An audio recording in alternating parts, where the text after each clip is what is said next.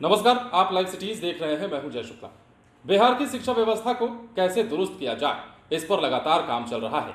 लगातार समीक्षा बैठकें की जा रही हैं और लगातार विद्यालयों में छापेमारी की जा रही है। लेकिन इन सब के बीच हम आपको बिहार के मोतिहारी जिले से एक ऐसी तस्वीर दिखाने जा रहे हैं, एक ऐसा विद्यालय दिखाने जा रहे हैं जहां पर बच्चे गाय बछड़ों के साथ बैठकर पढ़ते हैं।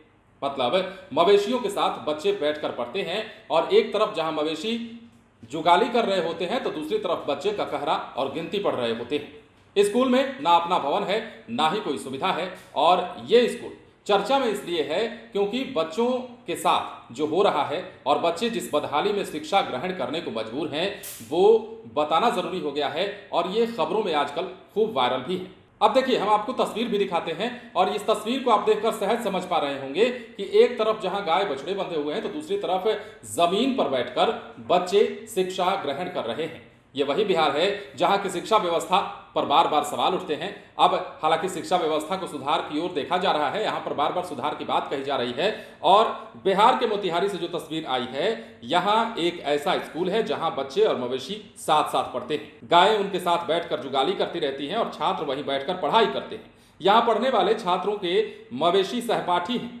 दरअसल बिहार के मोतिहारी में एक सरकारी स्कूल गौशाला में संचालित हो रहा है।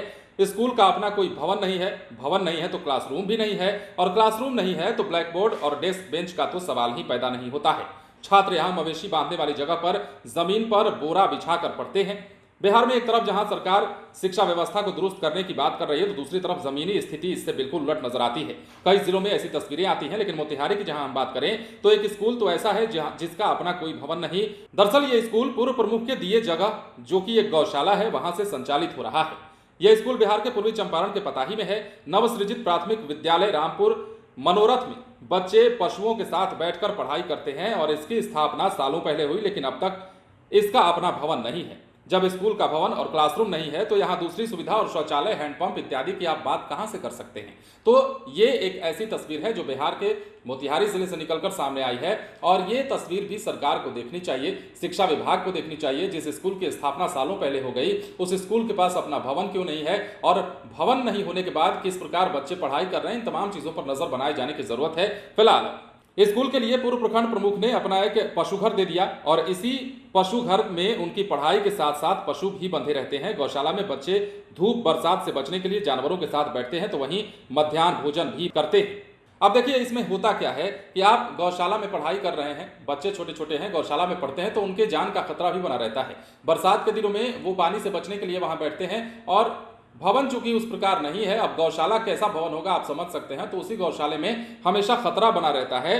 जो संसाधन है उससे काम चलता है। प्रिंसिपल भले ही काम चलाने की बात करते हैं, लेकिन यहाँ पढ़ने वाले छात्रों को हमेशा दिक्कतें होती हैं। मवेशी जिस रस्सी में बंधे होते हैं वो रस्सी कभी भी टूट गई और मवेशियों ने तोड़ दिया और गलती से कोई छात्र मवेशी के सामने आ गया तो मवेशी के हमले का डर भी बार बार सताता रहता है।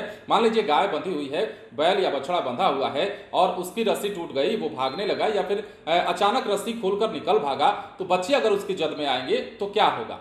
जान का खतरा हो सकता है, उन घायल हो सकते हैं वो। और इसी डर के साए में बच्चे बार बार पढ़ाई भी करते हैं और स्कूल भी आते जाते हैं। तो देखिए, ये गौशाला जो है इसे स्कूल ना कहिए, गौशाला कहिए और इसी गौशाले में जो बच्चे पढ़ते हैं ये मोतिहारी जिले में है और हम चाहते हैं कि इस स्कूल की तरफ भी सरकार अपना ध्यान आकृष्ट कराए। इस स्कूल की तरफ भी शिक्षा व्यवस्था की, शिक्षा विभाग की नजर जानी चाहिए। शिक्षा से जुड़े जो पदाधिकारी हैं, जो स्थानीय पदाधिकारी हैं, वो भी इस स्कूल में जाएं और देखें कि बच्चे किस हालात में पढ़ाई कर रहे हैं। क्या बिहार के बच्चों का भविष्य अब गौशाला में बनेगा?